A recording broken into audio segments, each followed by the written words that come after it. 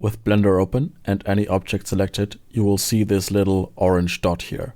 This is called the origin point. It marks the center of your object.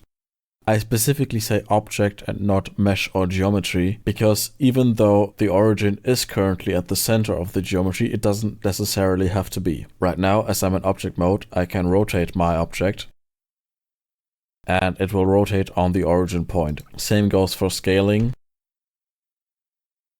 and any other operation. I can, however, go into edit mode and add more geometry, which is now part of the same object. If I rotate now, I will still rotate along the origin point, and you see that the sphere is following the same rotation.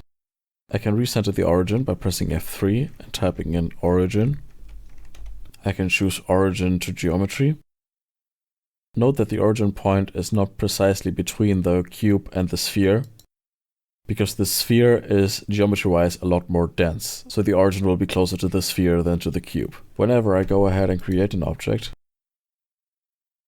it will always appear where the 3D cursor is.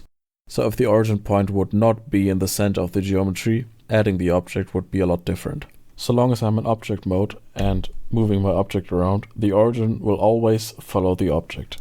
As soon as I enter edit mode, however, the origin will stay put and the operations will alter accordingly. That simple.